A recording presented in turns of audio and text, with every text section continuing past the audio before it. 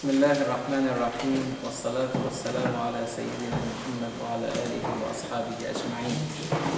So the next chapter we are going to discuss is Surah Al-Mutafiffeen, number 83. The order in Mus'haf or Quran. If you recall, the previous chapters were really concentrating on, I would say, two major themes. The first is that the relationship, the connection between creation and purpose.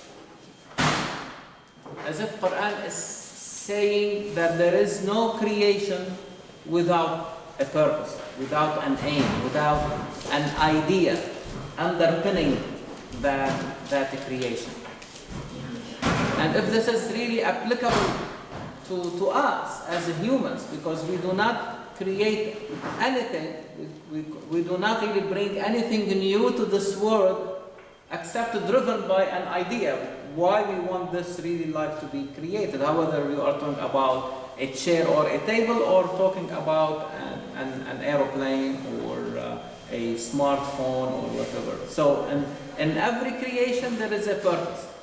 So now it is easy for us, for humans, to see when they look around them and they see this creation of earth and heaven, moon, sun, day and night, these stars, the animals, the plants, so they cannot say, okay, this is there and there is no purpose. They did not really come in vain. And this is why Quran always emphasized that this creation of heaven and earth and what is in between was not created really for falsehood or for vain or in vain or for no reason or purpose. And we have not created you. أَفَحَسِبْتُمْ أَنَّمَا خَلَقْنَاكُمْ عَبَثًا. Do you think that we have created you in vain, for no reason, for no purpose? So this idea of purpose connected to creation makes the belief in the day of judgment easier, because now you know that things will not go without being accounted for, and so the belief in the day of judgment becomes rational also, although we have not seen it, although it is something you cannot prove. But again, based on our experiences, okay, we can say this cannot really go without really any type of accountability. And so Quran emphasizes again this theme over and over again, that our actions are not going to be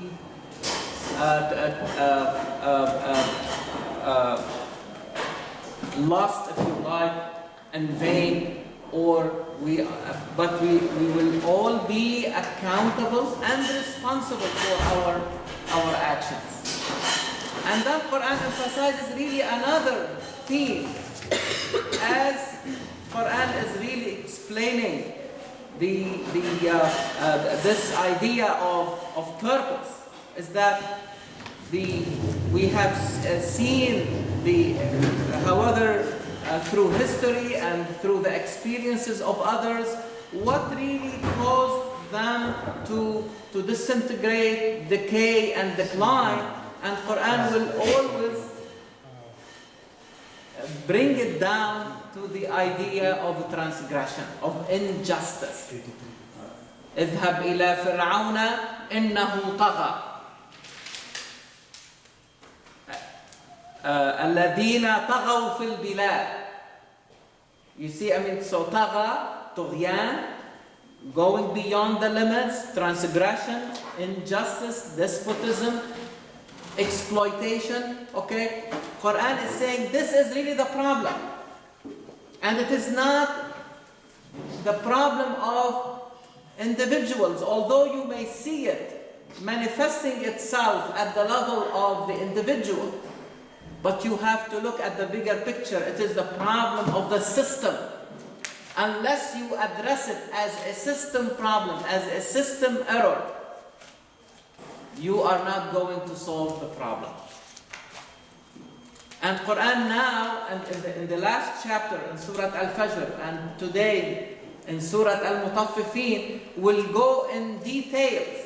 It's not before he say the problem is injustice, but I will show you, I will give you examples of how transgression and injustice are really practiced, or how they manifested themselves in social practices.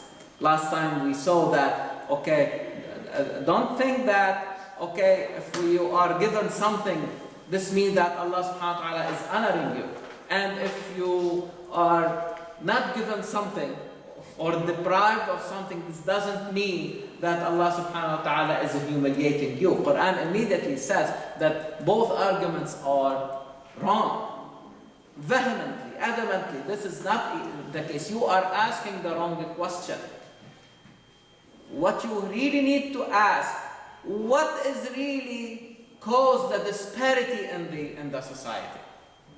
What has caused really people to be at the higher level in society and others really in a very low situations, this is something that you need to look into it, and this is why Quran says this is not the problem.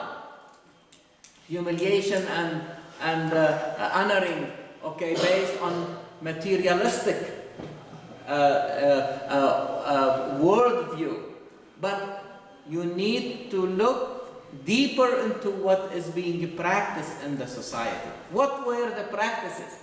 كَلَّا بَلْ لَا تُكْرِمُونَ الْيَتِيمِ. This is from Surah Al-Fajr. You are not really practicing generosity with the orphans. You are not welcoming them.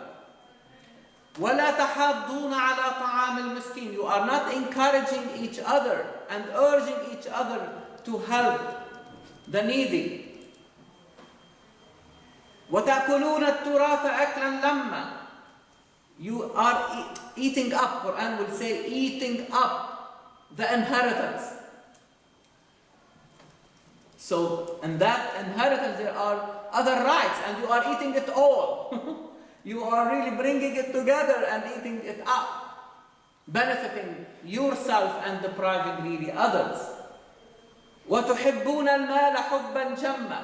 You love wealth so much to the point that you don't share with others. These are really some of the manifestations of injustice in the society. So in other words, you can see that the revelation start really rocking the ship, the system itself. It's not anymore individual here and there. And I really, now I can understand why the leadership in Mecca start feeling the heat, start feeling the threat. Because not anymore saying, don't lie, love your neighbor, spend something in charity. This, nobody will be against you. But when you are saying the problem is not individual here and there, but the system itself that really created an environment for injustice, for disparity, for poverty to prevail in the society. Only a small group will benefit from the bounties of Allah subhanahu wa ta'ala and the rest. So there should be redistribution of the wealth. So in other words, both of them, the poor and the rich are being imprisoned. One is imprisoned in their poverty, and they don't have the means and the conditions to liberate themselves, and the rich is also imprisoned in what they have accumulated, so they cannot see anything else. They only see themselves. So the solution starts by both groups liberating themselves. And the rich is more capable because they have the means to liberate. How do they liberate themselves? By sharing with others. The moment they start to share, they liberate the poor from their prison. And then it will come really a domino effect. Because who will really feel more the prison of the poor than the poor himself or herself? So the moment they are liberated, they know that they have to liberate others. It's not anymore just the responsibility of one group, but it becomes a mass, if you like, a charity or a mass philanthropy. And this is very important. There is a new book in the market about the history of philanthropy in this country. It's very beautiful because it really gives us really an insight into philanthropy as a higher level of understanding of a charity. And it started like individuals with resources coming to individuals who have the ideas. Because the one who may have the idea may not have the resource, and the one who has the resources, he may not have the idea what to do with this. So this marriage between those who have these reformers who have the idea and those who have the resources brought the idea of charity into a higher level of understanding. But the point that I'm trying to bring here is later it became a mass philanthropy. Even those who have modest wealth, or even those who are ordinary citizens, paying little, but they feel that they become part of the whole process. So it becomes part of the culture. It's very important, my dear brother. It's easy to see somebody doing something, but how that action, how that practice becomes part of the culture is something else. You may have researchers here and there, okay? Let us say from my country. There may be researchers all over the world from, let us say, Lebanon. But Lebanon doesn't have the culture so far of research and development because it has not become part of the whole culture. It is still at the level of individuals who may understand. I always say the United States did not reach the moon through NASA alone. NASA was definitely important and essential, but was not enough. You need the support of every individual in the society. So once it became a culture, now you can understand why the teacher of a kindergarten was talking to her students about going into the moon. Probably their drawings and they're rotated around that. So it becomes embedded. And this is why it is important that Quran now is really addressing the problem at the social level, at the level of the system. And we said last time, there is a shift in the paradigm today when it comes to errors. However, it is in the medical field and I'm sure in everywhere else. It is easy to say, okay, this error was done by this individual, let us blame this individual and move on.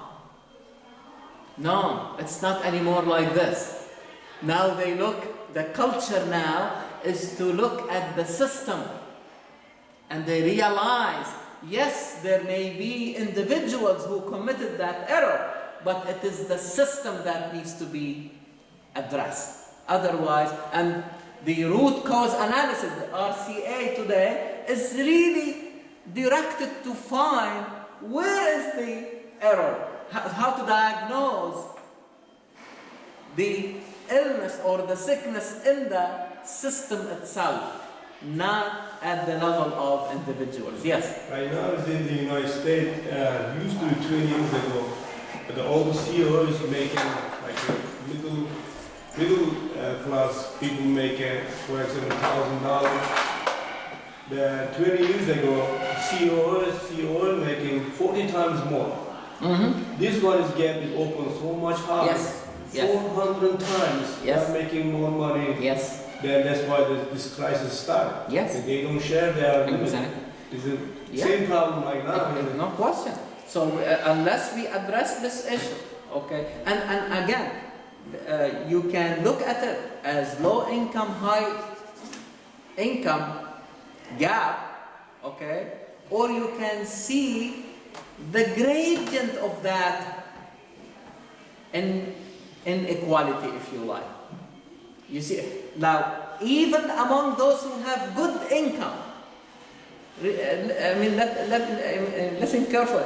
Even among those who have good income, if there is gap among them, okay, you will see more social and health problems. So it is not only low and high, but how steep is the gradient between the different strata of the society. And we said, like, this was addressed in this new book, the spirit level. And we recommended really, like, for the group to really start reading it, and we can probably meet one day and probably have like a discussion around this book. Because again, looking at that the problem is not individuals. One is being paid 300,000 versus one. It's like the gradient has become really, really very steep. So today's chapter continues into the same theme, that how injustice is being practiced. And the interesting thing about this surah, that it starts with a warning. How it starts?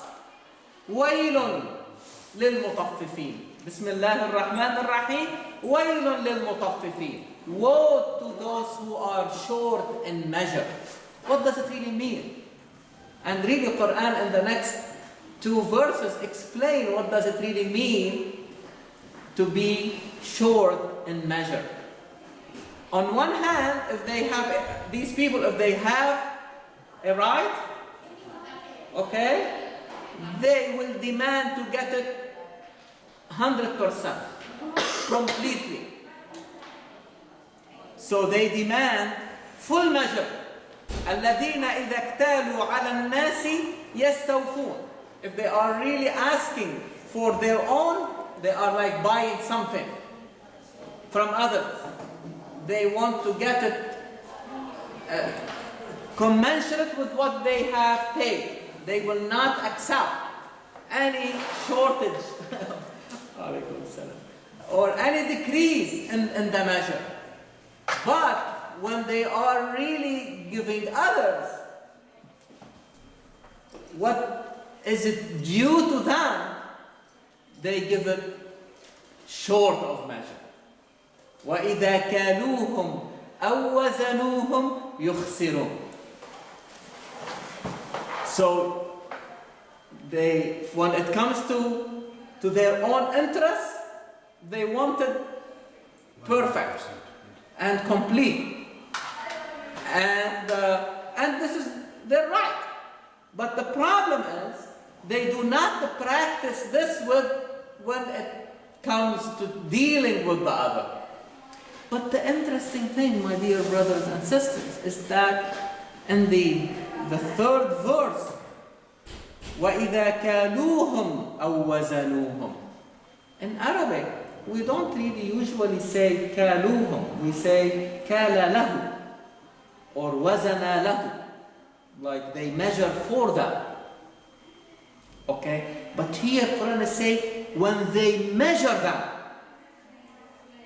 So in other words, Quran is saying this practice is demeaning to the other. You are really not, Quran is not saying that there is short in measure in the amount of merchandise that is being transacted. But this type of a practice means that the members of society are demeaning each other.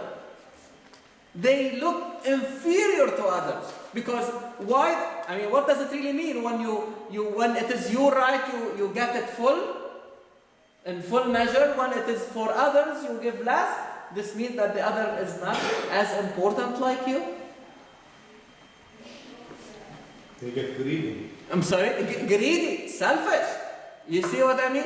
But again, selfishness, greed are really manifestations of people demeaning each other, demonizing each other, making them less, or looking at them as being less than themselves. I was going to say it's also pride. Mm-hmm. It's the same turn it around. Either they're demeaning someone else or they think they're better. Yes, exactly. What does it really mean? It's like as if you are not important to me, and I can really give you less than what you deserve.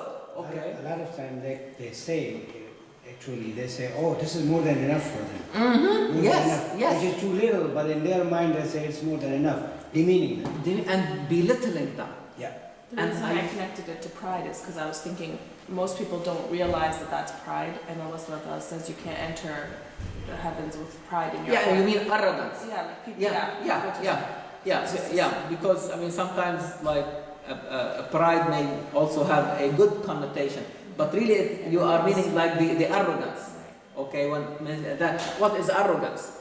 Kibr, that you are bigger than the other, that you are better and you deserve more. Okay, so it's really this is what really Quran is trying to say. And so in other words, Mutafiffeen is not only applicable to transactions. How many times? Okay, you mention a person, and they look at one mistake and they give that person 0, a grade of 0, just because they don't like one aspect, or they feel that this is not true or right or something. That's fine, but do not really underestimate this person on the basis of just one action, or reduce that individual into one action or one idea that you may differ about it with that individual. Yeah, so and we became binary in our thinking. Either we give 100 grade or 0, or 0 and 1, right and wrong, with absolutism, without looking at all the possibilities in between. And think about it this way: if someone, okay, like in your estimation and evaluation, okay, deserve 70 or 80, not 100, 70. But based on that, you put an X on this individual, it doesn't really, I mean, you are losing the 70%. And you are not allowing that individual to go from 70 to 80 to 90. You see what I mean? So this is also a form of Tatfif, or this short in measure that Quran is talking about. So it doesn't only apply to only the physical world or transactions or business, okay? Although it is easy to see it in business because it is very tangible, but it really also applies to our social life. We need to transcend this binary level of thinking, where we can see more possibilities and work on more possibilities. Otherwise we lose. And you lose, the most important thing that we lose is the trust. No human rights. They I mean, don't respect human rights. Yeah, Humanity is not. I mean, you cannot build a community without a trust. So in my field, they call that growth mindset versus fixed mindset. Exactly. And the fixed mindset is the stalemate. You don't, and the growth mindset is where you have the capacity to have human potential. You generate your data, and the data become fixed. Everything is exactly, and most people are there, so you're stagnant. Exactly. And that's the problem with culture, as you're saying. And this is not only applicable to individuals, but sometimes when we are studying history, we do it the same way, and we think that societies are static. We generate like data, the present, and we say, oh, these people have been like this all their life, or they will continue to be like this all their life. This is not true, because the way you're describing all societies move. Imagine today, I summarize the history of the United States by the period when there was slavery, instead of saying, no, the society today is completely different from the society that was practicing slavery. So that the society improved, and we have to give credit for that improvement. But to say, okay, oh no, this is what you have practiced, and you have been, this is what will continue with you, doesn't work. The same thing. Sometimes they tell us about our own societies that as if they have been like this all their history. I said, look, I am now 53-year-old. If I can divide my lifetime into two parts, the first part is not the same as the second. The way I saw and experienced my society at large, okay, is not the same. What you see today has not been there 25 years ago. Because societies move all the time. And otherwise, we are denying individuals and communities the ability to change. Because if you feel that the fixed mindset means they cannot change. No, the other paradigm or worldview is the growth, as you refer to it. It means that you have the capacity to liberate yourself and change and create. And there is no creation without liberation. You need to free yourself in order to create a new condition. Otherwise you remain imprisoned in that situation. So وَيْلٌ لِلْمُطَفِّفِينَ الَّذِينَ إِذَا اكْتَالُوا عَلَى النَّاسِ يَسْتَوْفُونَ وَإِذَا كَالُوهُمْ أَوْ وَزَنُوهُمْ يُخْسِرُونَ. Read the next verse. أَلَا يَظُنُّ أُولَٰئِكَ أَنَّهُمْ مَبْعُوثُونَ لِيَوْمٍ عَظِيمٍ. Translate, please. Do they not think that they will be called to account on a mighty day? You see the connection now with the theme, the major theme, that there will be a day. You are not going to stay forever. Because again, the idea of staying in this life forever is the greatest illusion that haunts us all the time. It's a big illusion that we are going to stay here forever. Although we have seen the proof that this is not going to happen. And I like the way Quran addressed it to Muhammad sallallahu alaihi wasallam. وَمَا جَعَلْنَا لِبَشَرٍ مِّن قَبْلِكَ الْخُلْدَ. We have not given this eternity to anyone. أَفَإِن مِتَّ فَهُمُ الْخَالِدُونَ. If you are going to die, do you think they will be staying forever? إِنَّكَ مَيِّتٌ. And Quran will say, أَفَإِن مِتَّ, in the past, it is done deal, you are going to die. إِنَّكَ مَيِّتٌ وَإِنَّهُمْ مَيِّتُونَ, you are going to die, and they are going to die. كُلُّ نَفْسٍ ذَائِقَةُ الْمَوْتِ. This is really the statement that doesn't really need to be argued about, because change it if you can. Humanity has been on this earth for a long time. Change it. Nobody is able so far, at least, to change that. So the idea is, you are not going to stay forever. And we have seen it. This universe is not going to stay like this forever. So there will be a significant change that will bring us to a new life at a higher level of understanding. And so Quran is reminding, you see now Quran have introduced the idea of the day of judgment, and now introducing how injustice manifests itself, and now it's connecting both together. If you continue to do this, don't think that this creation is in vain. Don't think that your actions will not be accountable for.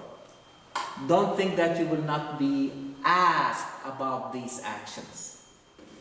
وَلَتُسْأَلُنَّ عَمَّا كُنْتُمْ تَعْمَلُونَ. You will be asked and questioned about all your actions. So Quran put it in a rhetorical question. Do you think, or do they people think that they will not stand before Allah subhanahu wa ta'ala in this big day? The day of أَلَا يَظُنُّ أُولَٰئِكَ أَنَّهُمْ مَبْعُوثُونَ. They will be resurrected and stand before Allah subhanahu wa ta'ala, the all wise, the all just. So if you were able to escape the police and the legal system in this life, this is not the end of it. The judgment over there is more, the scrutiny over there will be much more than what you have here. Especially if you are now in charge. And again, the address to the people now who are really in the leadership in Mecca at the time. And they are making and changing the laws and applying the law. They will not apply it to themselves to justify, or they put the laws that justify their actions. So أَلَا يَظُنُّ أُولَٰئِكَ أَنَّهُمْ مَبْعُوثُونَ لِيَوْمٍ عَظِيمٍ يَوْمَ يَقُومُ النَّاسُ لِرَبِّ الْعَالَمِينَ, where they will stand before Allah subhanahu wa ta'ala, the Lord of all worlds. Later will come in Al-Fatiha, Maliki Yawm al-Din. And I like him to be in charge, because before that we said Ar-Rahman Ar-Rahim. You see, you want to have a judge who is the best, the most merciful and compassionate. You want to be judged by someone who is arrogant, who doesn't really see any place for forgiveness or any room for mercy? No. And it's beautiful that Quran is referring to that day as the day, call it Yawm ad-Din. Deen is religion. Or deen, it's also derived from dayn or loan. The same thing, if they have a loan for the Al-Mutafiffeen, if they have a loan for someone, they want it back, if not in excess. But if they have to give others, they may give really less. But on that day, justice is absolute. Because the judge is the absolute just. Al-Adl, yes. That he is Rahman and Rahim. So wherever, even if we think I'm a bad person, but if I deserve a credit, he's going to give it to me. Yeah. You see, wallahi, I see it differently now.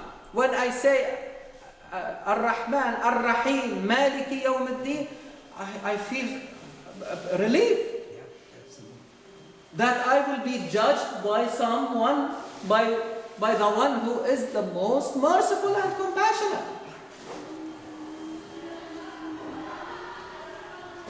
So the يوم يقوم الناس لرب العالمين كلا إن كتاب الفجار لفي سجين. It's very beautiful, my dear brothers and sisters, because sijin, this is the key word in the verse. Sijin is very close to sijin. What is sijin in English? Prison. What do you call prison in Urdu? Hawalat. Jail. Also you call it jail. Yeah. In Arabic, prison or jail is sijn. So sijin is exaggeration of it's a huge prison. So the kitab so first of all, Quran refer to them as fujjar. And I heard it one time from Dr. Asi, and I like it very much, that fujjar or fajara, they lack integrity. And if you really look at those Mutafiffeen, when they apply different measures in different situations, they lack integrity.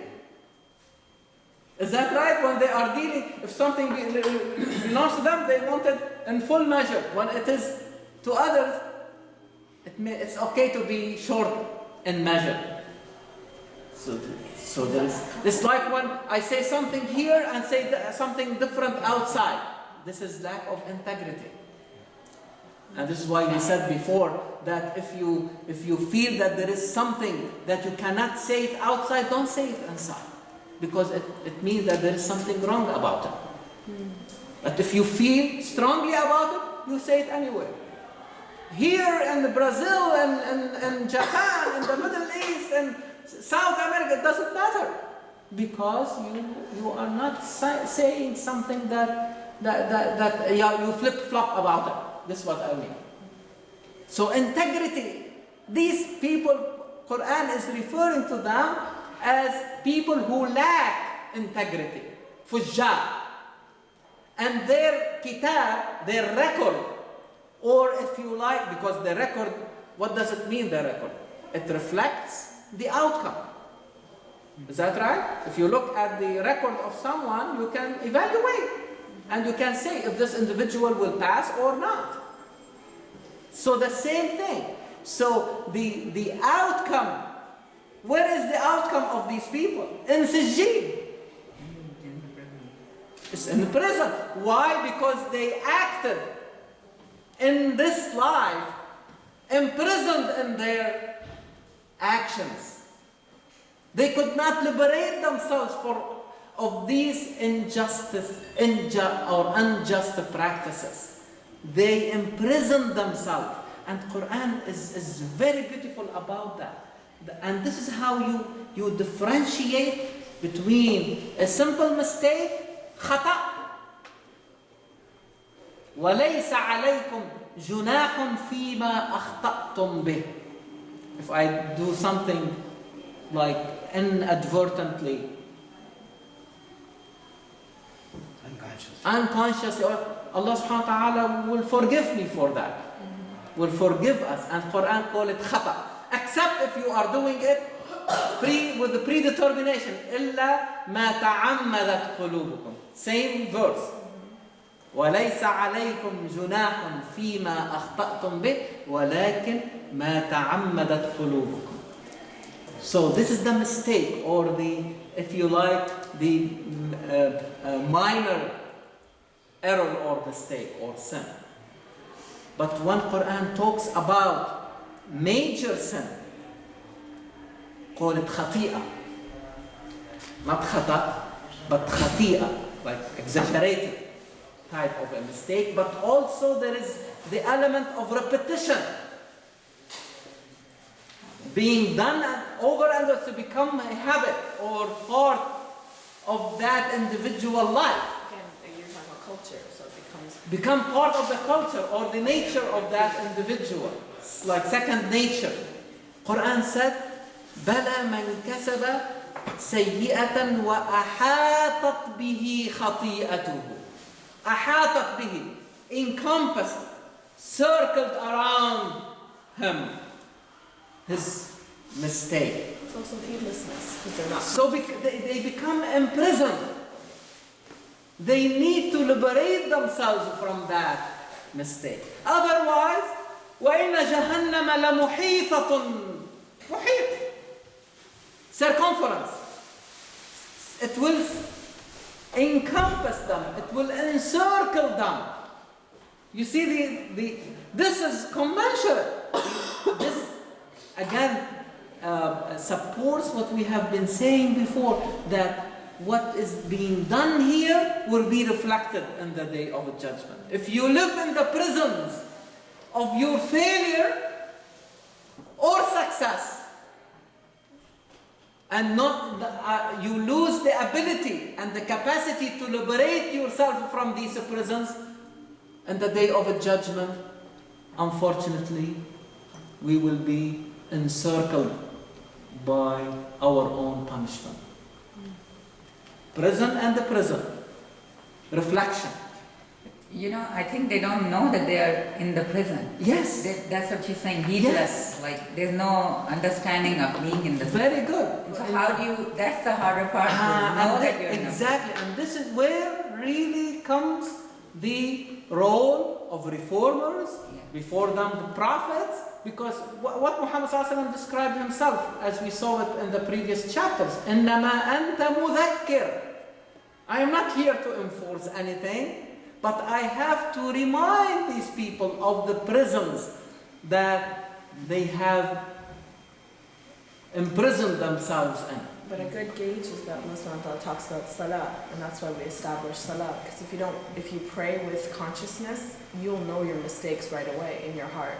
And if you just do it as a habit, then you don't know. You just pray and you're just kind of going. But people who pray with that consciousness, they feel every mistake they make. And this is why Quran said, لا تقربوا الصلاة وأنتم سكارى.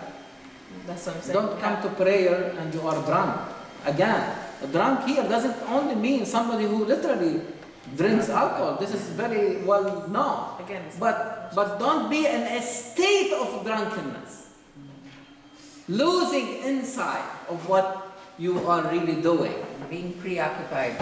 Yeah, this is the problem. Very good. Become preoccupied, it blinds you. And you will not see what is really going on. And this is why we sometimes say, why these people are disconnected from reality. Because the prison becomes very thick. The walls of the prison became very thick. They need more, higher level of remembrance. And to be reminded. You see, and sometimes they need to see something big in order like to wake up. You see, I mean, so at that time they may realize. And really, I mean, this idea is not easy. But I want you to try it with the people around you, and you will see. People will see it. It's not difficult. I mean, for people to see it, but it is very difficult to come with the idea on your own. I mean, it took us years to come to these really meetings. It did not like happen overnight. But I can make it easier on others. I mean, we are not supposed to reinvent the wheel.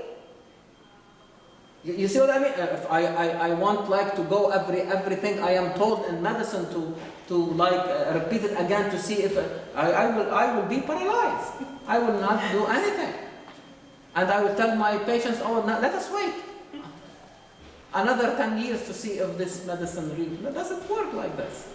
You see what I mean? You adjust as you go. You adjust as you go. And last Friday we saw it in the idea of ruku'. Because ruku' is really the consciousness about our own shortcomings.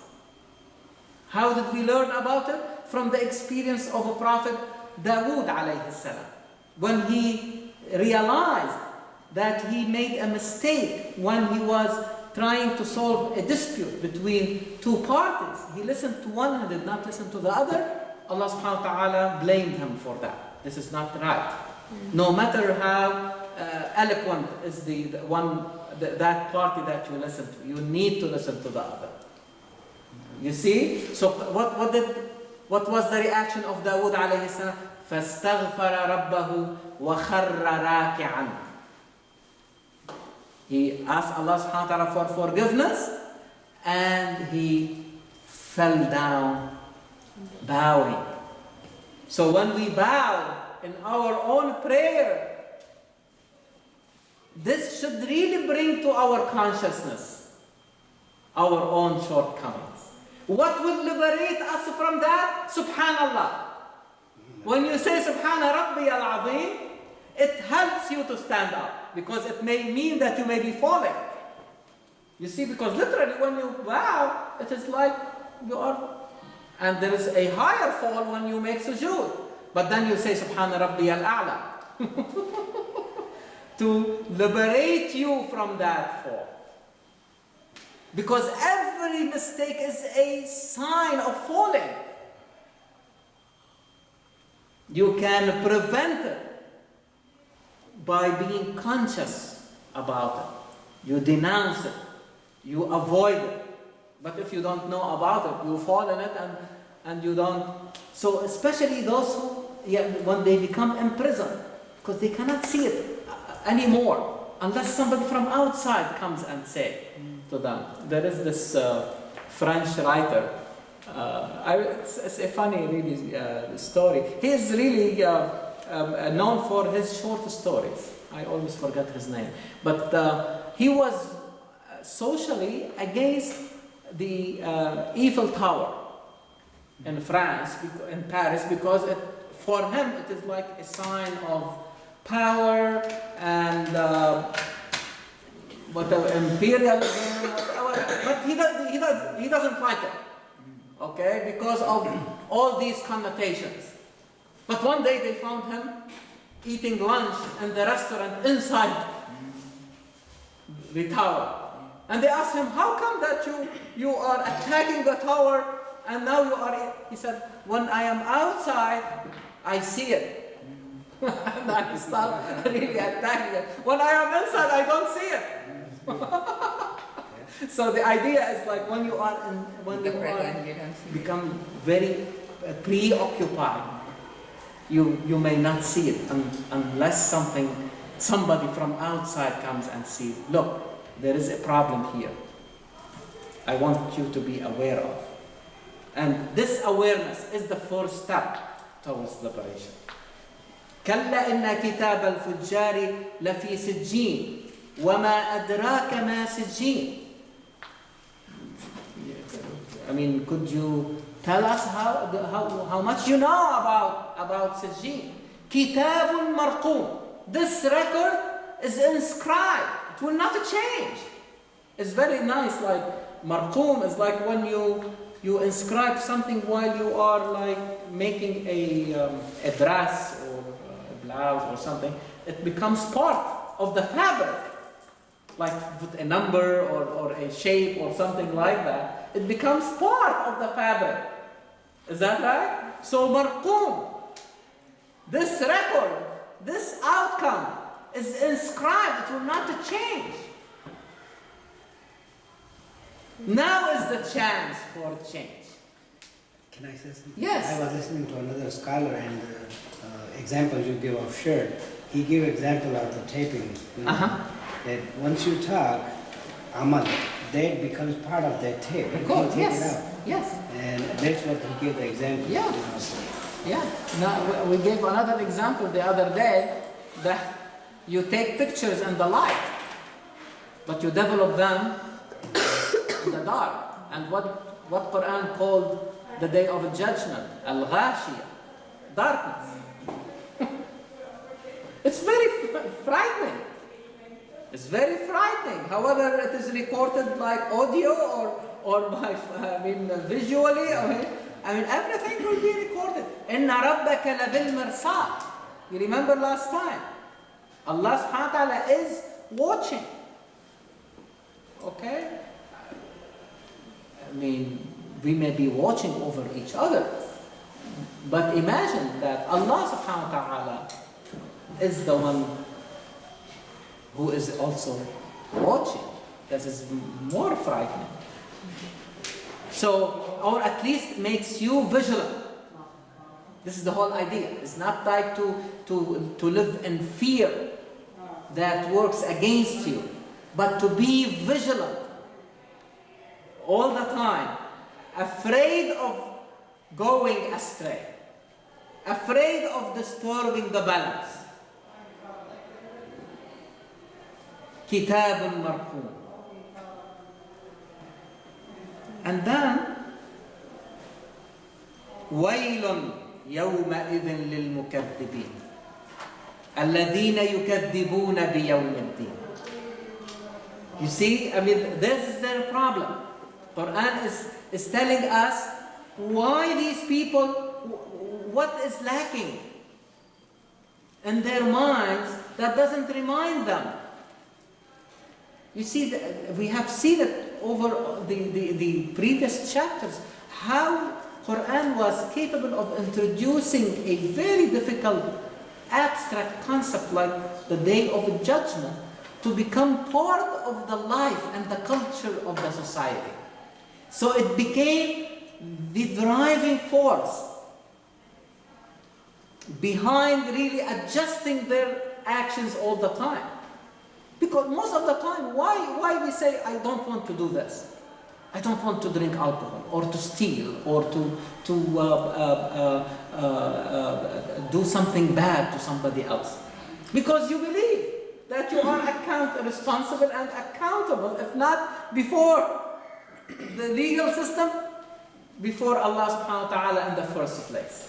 So you do it because you believe in it, not because you are afraid of the people around you. This is higher level. So the Quran is saying these people belie the day of judgment.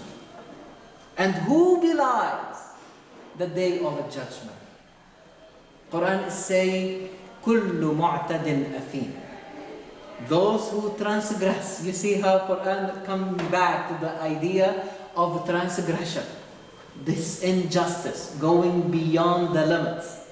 So these Mutafiffeen, okay, these people who lack the integrity, who are imprisoned in their wrong actions, okay, the reason they are not changing because they don't believe in the day of judgment. They're hurting themselves. No question. By that doing that, because they are stopping their own progress. Exactly. They come into a dead end. They cannot continue the journey because they are in prison. But they don't know. They don't know it. So now it comes really our responsibility. Okay? Which is really the responsibility of prophets. So we inherited. فَلَنَسْأَلَنَّ الَّذِينَ أُرْسِلَ إِلَيْهِمْ وَلَنَسْأَلَنَّ الْمُرْسَلِينَ. Allah subhanahu wa ta'ala, before He is going to question the prophets and messengers, He will question those who received them. So we have also the same responsibility. We can just say it. We can't make them do anything. We can just Remind them. إِنَّمَا أَنْتَ مُذَكِّرٌ. The messengers. And that is easy. If you look at it, reminding is easy, but sometimes we go beyond our capacity to enforce it. That becomes a difficult thing. Yeah, We shouldn't I be don't worried think. about that. Yeah, But in Pakistan, I think That's it's. what- Again, it doesn't really work. Quran is very clear about Yeah. that. Especially when it comes to the issue of deen, the system that you Yeah. follow in your life. Quran is saying, La ikraha fid deen. You cannot, there is no compulsion. Yeah. You see, And he, today, even in our own world, they emphasize like the modern styles of teaching and learning to evoke rather than force. You see, I mean, you cannot force anything on anybody. But how you can evoke it? Then they will do it out of belief, not because you are like warning them or like about a certain type of punishment or. this message has to be delivered. It has to be delivered. Yes. No Which question. is not very clear if you're not educated. Yeah, exactly. And again, in our history, I think the one who really got into the depth of it is Ibn Khaldun. Ibn Khaldun has a very beautiful paragraph where he describes what happens when you discipline your pupils by spanking and hitting. What will happen? They'll resent. They will be humiliated. Yeah, resent. Is that right? So now next time, to avoid the humiliation, what they will do?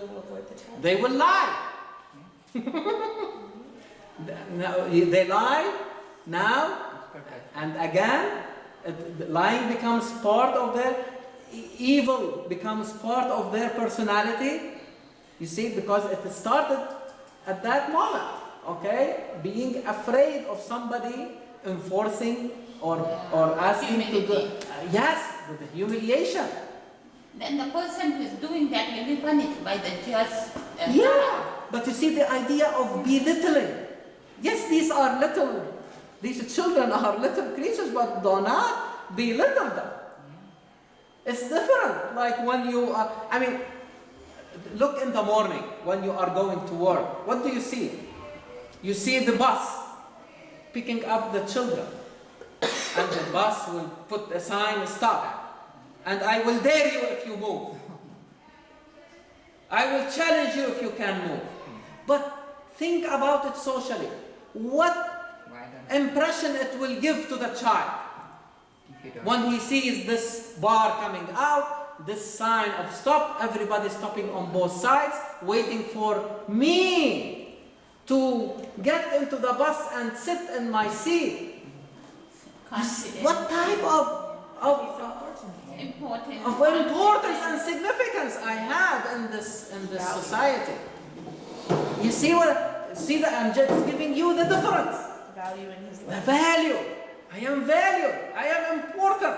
I have a purpose. I have a purpose, and I will do the best that I can in this environment. Because it boils down, my dear brothers and sisters, to the environment. If it is an environment of force, if it is an environment of humiliation, if it is people will not progress. You cannot bring a new idea if you are not free. Are you expecting these kids to bring you new ideas? And they are capable if you create the environment for them. But if you create an environment of imprisonment and humiliation and belittling, they will not be progress. And he touched on that. And then he brought it from the classroom to the political institution. What book is this? Ibn Khaldun in his introduction to history, Muqaddim. Okay? He then, from that example, simple example of the teacher and the pupils, the same idea applied it in the political institution. If the political institution starts using force, it becomes becomes dictatorship, despotism, and the society will not progress. They lose trust. Most of the problems in many countries is the lack of trust between the citizens and their government and their leadership. And then it trickles down to lack of trust among the members of the society itself. Because if that person lies, and this person lies, how you can trust? They lie in every setting. Is this what Gandhi said? A new job for you. You know what Gandhi said? If you fail in one department, you will fail in others. ما جعل الله لرجل من قلبين في جوفه. Each one of us has one heart, which means what? You follow one system. You cannot live two lives. You will be lying to yourself. You cannot. Meaning you try it, you can do it, but it will not last. It will not last for long.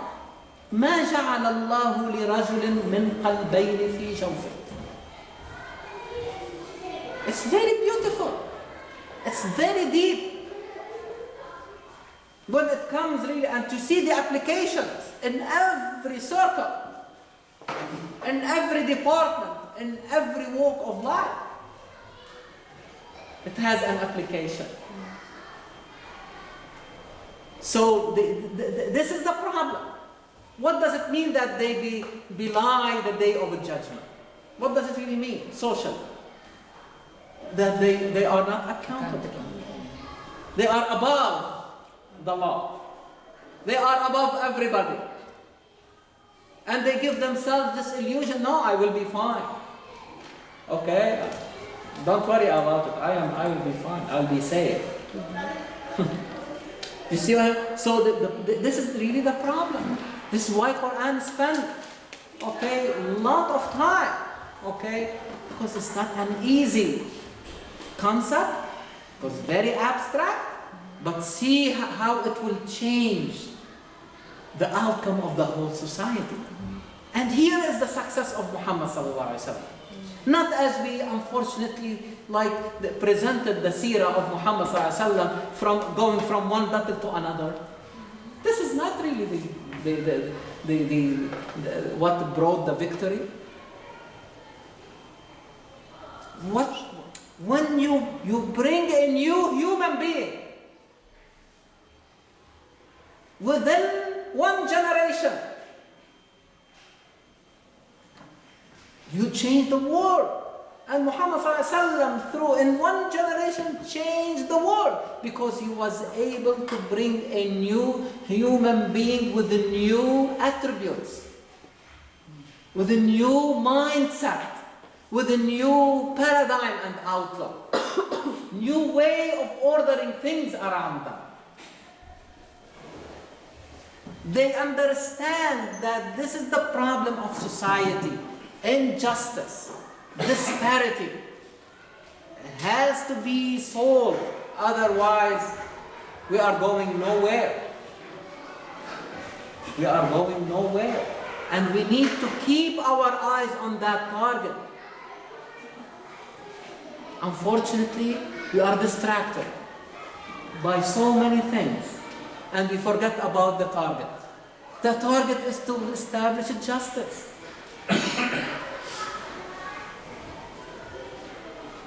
It's very important. وَمَا يُكَذِّبُ بِهِ إِلَّا كُلُّ مُعْتَدٍ أَثِيمٍ. Those who transgress, they feel that they cannot. Why they transgress? Because they feel that they are not accountable for their actions. And athim, from ithm, sin. But athim is like someone who repeat that sin. It becomes second nature, part of them. So they become imprisoned in their own ithm, in their own sin. And now you know why they deserve to be encircled by the punishment of the hellfire in the day of the judgment. Sijjin. They will be in a bigger prison in the day of judgment. Because in the day, everything will be at a larger scale. In terms of time, space, everything will be at a larger scale. It's a higher level of understanding of this life. Kalla, again, Al-Quran trying to explain to us where is the problem so that we know how to solve. Is that right? Root cause analysis. Really, it is root cause analysis, but at the level of the society. Although it manifested itself at the level of the individual, but it is the problem in the system itself. كلا بل ران على قلوبهم ما كانوا يكسبون. Rana is like the rust. If you keep something like a metal or something without taking care of it, it will be covered by rust. So Quran is talking that their actions, these wrong actions, these evil actions have created rust over their hearts. This is why they cannot see.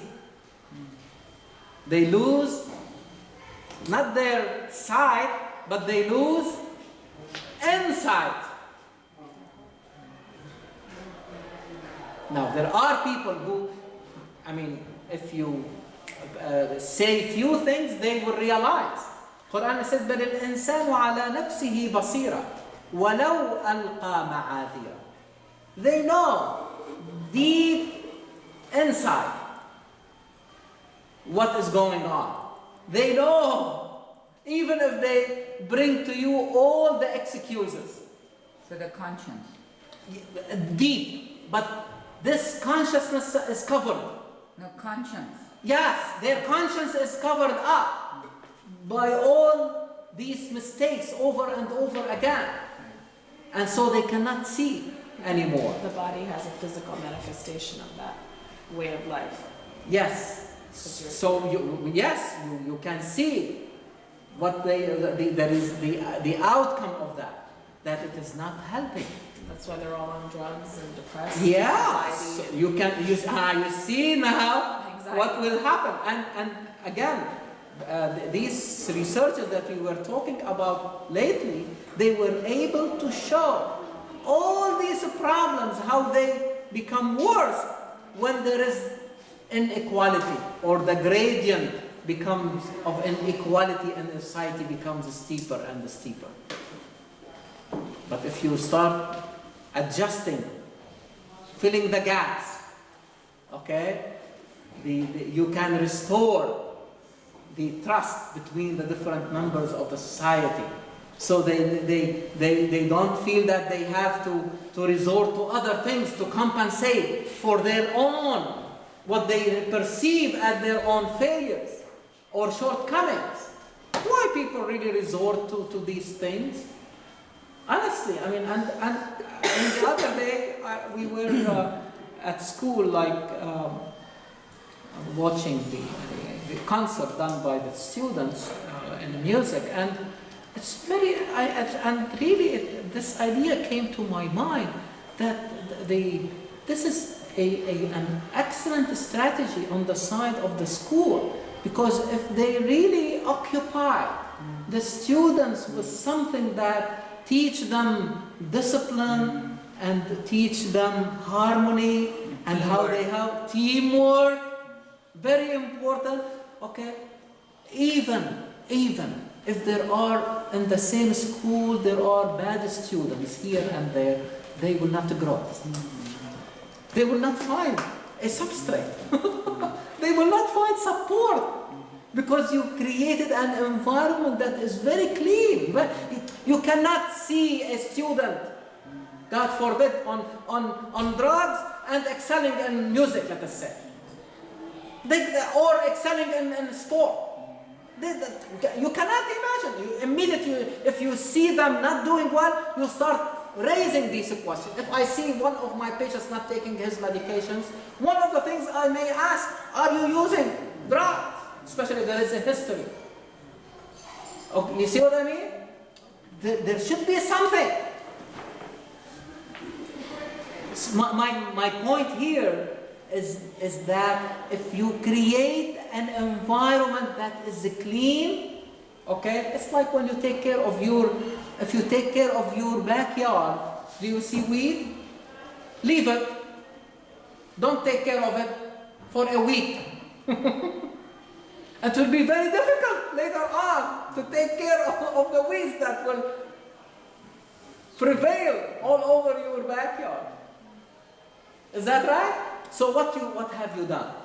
You are not really saying that you killed all but that will not fine because of the fertilizers and all these substances that were used and the care and all. That will really create an environment is not conducive for the weed to grow.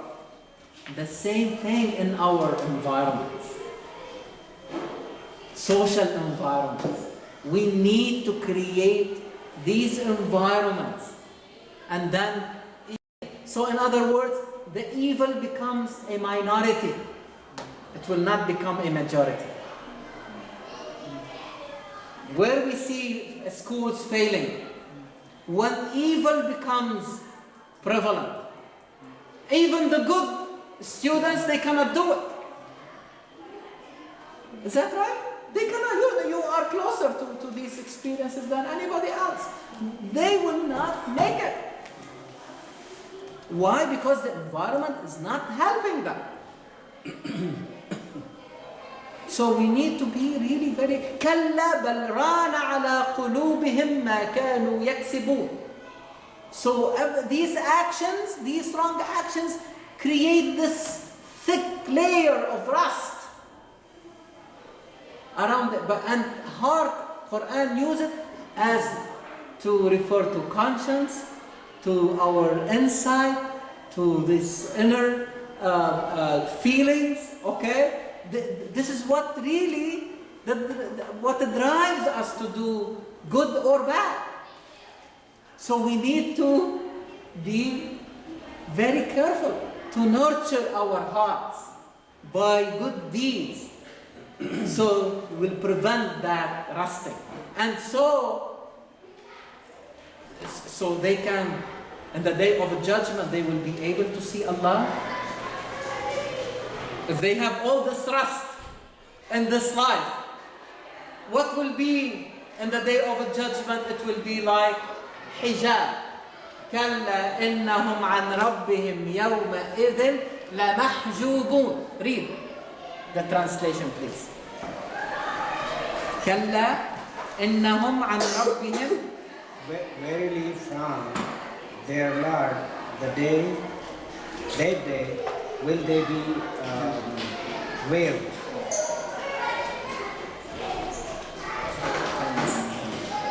Veil. So there will be a veil that separates them. While later on in the surah we will see the believers or the righteous, the virtuous people, they will be sitting on their couches looking at what? The highest is to see Allah subhanahu wa ta'ala. وجوه يومئذ ناظرة إلى ربها ناظرة. It's very explicit. It's not like a philosophical thing. Yes, in this life is not ready for absolute reality. You remember in the story of Musa alayhi salam. Can I see you, O God? He said, let us make an experiment. If that mountain stand up when I reveal myself to it, you will see me. What happened to the mountain? It crumbled. It did not stand. What does that really mean? It's very symbolic that this life, this universe, and the way we know it today is not ready for absolute reality. The day of judgment, the hereafter, is another life at a higher level of understanding. The veil will go away. The veil that separates us from seeing Allah in this life will be removed. But for those, the evildoers, Al-Mutafiffeen, those who lack integrity, who don't believe in the day of judgment, who every time you remind them, they say these are all fables. إذا تتلى عليه آياتنا قال أساطير الأولين. They will be veiled. They will not see Allah. And this is, I would say, the greatest humiliation for them.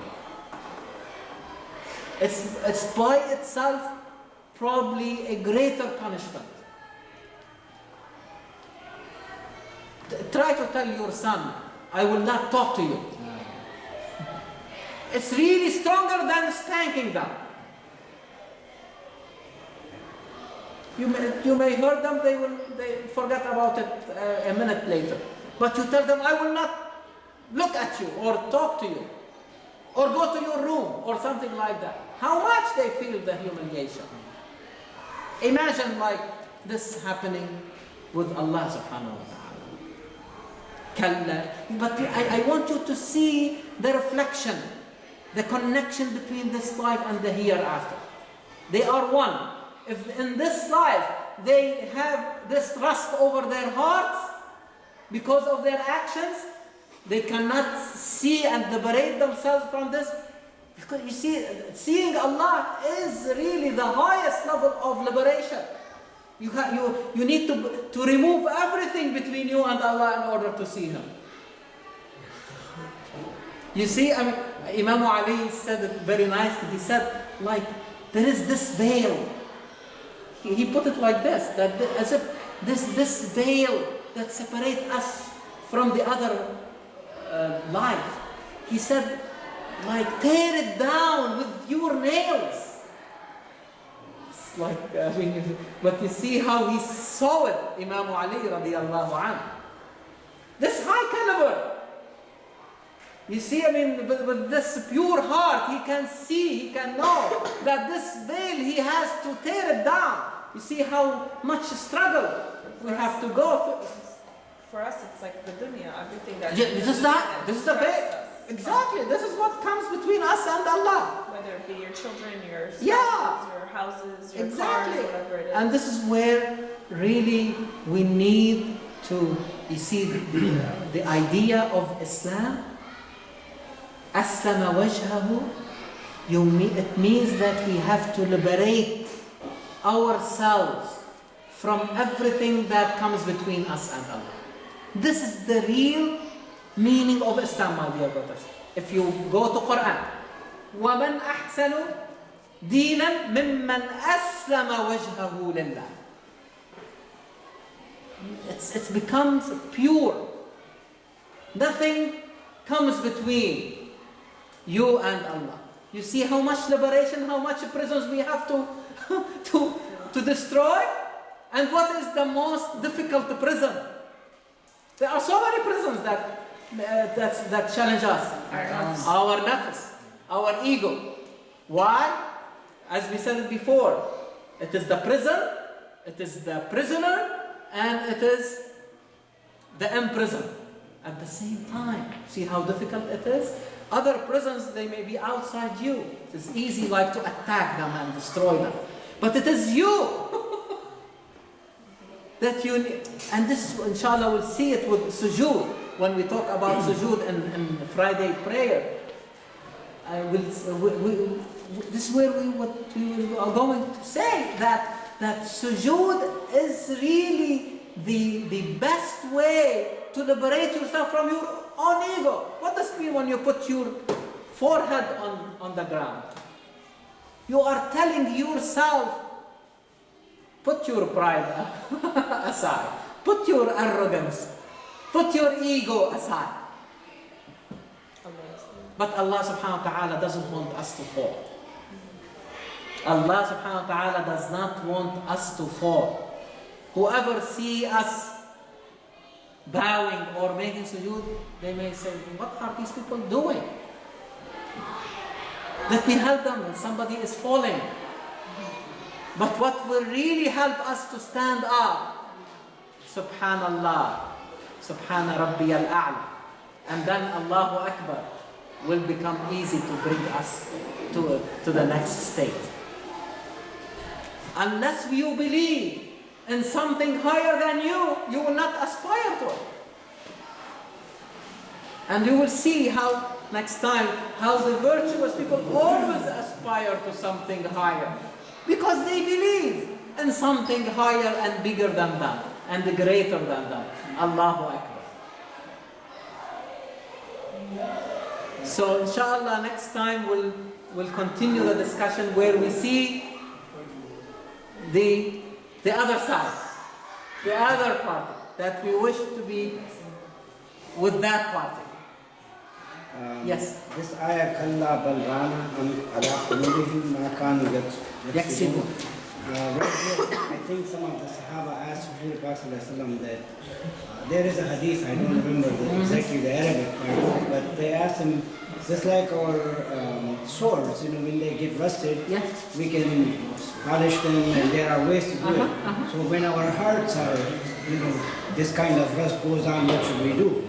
And he said that tazkirah to Allah and the Day of Judgment, reminding yourself. Very good. Yes, exactly. It's the same application that the surah is bringing back. Okay, because what we saw it, that because they belie the Day of Judgment, the Day of Judgment is not reminding them of their accountability and responsibility. So they continue doing the same thing, but they will remain in that prison of their own actions, and they cannot continue the journey. So the Day of Judgment, the journey will be stopped again. There will be a veil. They cannot continue. You see, because Allah is the absolute. So it's a big journey. You see? So, Jazakumullah khairan. Thank you. Yes. Can I just? Yeah, please. I'm sorry, I missed a good portion of your meeting. But there's one thing that is, I've asked a similar question. There's one thing that is troubling me more and more as I grow older. The emphasis on life hereafter. You get so many rules, you get Jannah, and you get all of those things. It comes up for discussion almost at every but proportionately, the discussion around social responsibility, discipline, personal betterment of oneself, kindness to others, societal responsibilities, they are seldom or proportionately talked less. When seems like, maybe to a naive person like me, seems that we have formed our religion now becomes a basis for life hereafter. And that's not correct, but the emphasis is in life hereafter. Counting how much sawab we have from this action, 1,000 times this and 20,000 times this. But it seems more and more in our society there is very little discussion on the traits of our beloved Prophet in terms of personal behavior and societal responsibilities, cleanliness, not telling lies, things of that nature are seldom emphasized. Sorry, I became... No, I wish you were here because really probably the last 10 sessions were really about, because it's the time when Quran started introducing the idea of the Day of Judgment. It's not like as we introduce it today, being separate from our this life, because the Day of Judgment is always presented as a reflection of what is being done here. And if you see in particular the surah, it starts by talking about a social practice that lead to that outcome, which is really an unjust practice. And Quran now is not only talking about injustice as an abstract concept, but it's demystifying it and saying, okay, I am telling you about this action and this action and these actions. These are really unjust actions. You need to address them. And unless you address them, your journey will be cut. And that you will not continue. And if that happens, okay, you will be in prison, and the outcome will be a bigger prison. Sijjin, which is an exaggeration of sijin, which is really prison. So because they were imprisoned, and this rust that we talked about is really a symbol of that imprisonment, then they will deserve that outcome. What you are talking about is because this separation that we are living today. We are looking at the day, this life and the day of a judgment as a dichotomy, instead of looking at it as really movement from one life to another, that at a higher level of understanding.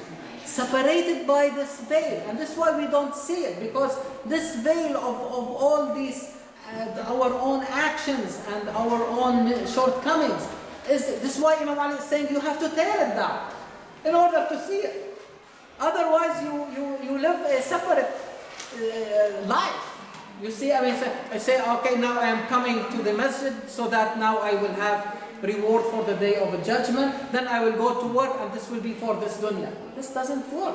In fact, it is really the reason behind our failure, okay? Because if instead of saying, no, the day of a judgment is present in this life, the same way my actions will be present in the day of a judgment.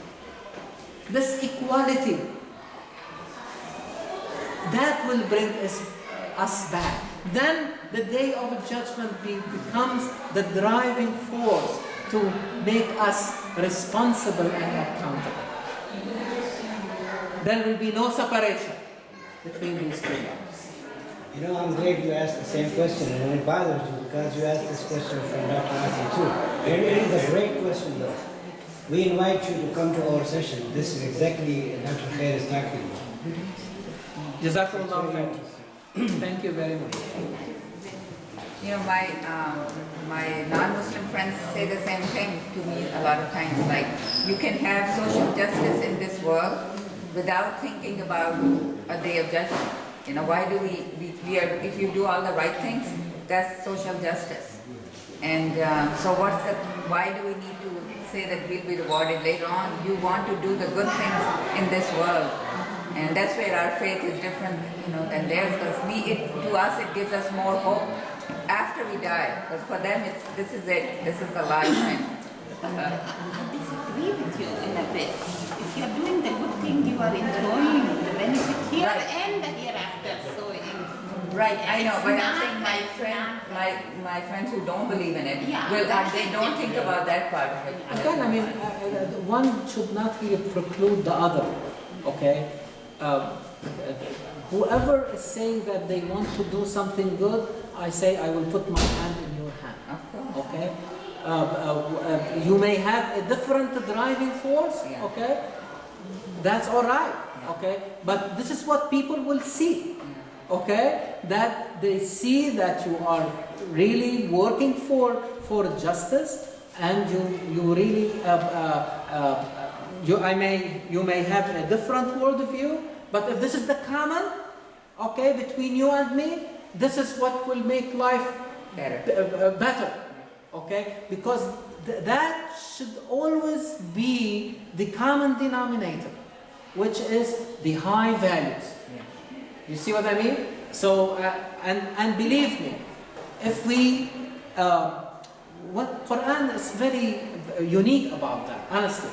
When he said, described really the ummah being an ummah of goodness. وَلْتَكُمْ مِنْكُمْ أُمَّةٌ يَدْعُونَ إِلَى الْخَيْرِ. He did not say يُؤْمِنُونَ بِاللَّهِ. He said يَأْمُرُونَ بِالْمَعْرُوفِ يَنْهَوْنَ عَنِ الْمُنْكَرِ وَيُؤْمِنُونَ بِاللَّهِ. So the best environment for people to believe in Allah is basically to see these high values that stem from His beautiful names. You see, how can I introduce Allah to somebody who doesn't believe? Say, oh, there is a creator, and that's... No, I will tell that person that the more I establish justice, I'll be closer to Allah. The more I practice mercy, I will be closer to Allah. Because these high values stem from His names. This is how Allah subhanahu wa ta'ala introduced Himself to us. So it becomes the common denominator. And never Quran talked about these high values except calling them ma'ruf. He did not call them Islamic. He did not call them Muhammadan. He did not call them Judeo-Christian. He did not call them Arabian. He called them ma'ruf, universally known and acceptable. Have you seen somebody saying that transgression is better than justice? So this is a common thing between me and somebody who is sitting beside me. Dr. Khair, didn't mean to belabor the point, but the Compartmentalization is the problem. Compartmentalization of the deeds here. And for example, in the separation, people go, I'm not saying everybody goes, they go to Hajj, but on this again, they'll smuggle gold from there to come here, to bring it. So and likewise, and I'm not being critical of anybody, wherever I have seen this. I wish you were here because we call this lack of integrity. That has to be, I think I'm sorry, but that to me was the source of ill in our Muslim world. I agree. Thank you very much. Jazakumullahu khairan.